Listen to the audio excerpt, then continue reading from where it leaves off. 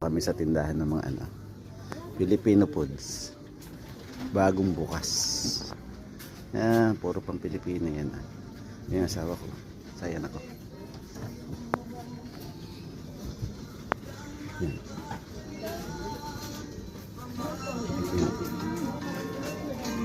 Filipino mga kabayan. Daming mga kabayan.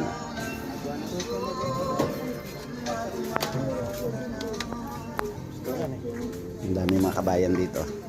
Ito si kabayan. Kabayan. Yan, gusto nyo makakita ng maraming pagkain Pilipino. Andito na lahat. Hotdog.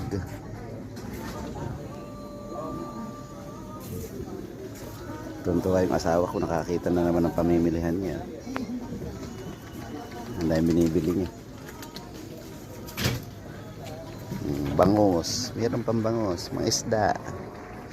Lahat ng pang-Pilipino nandito. Ayun yung anak ko.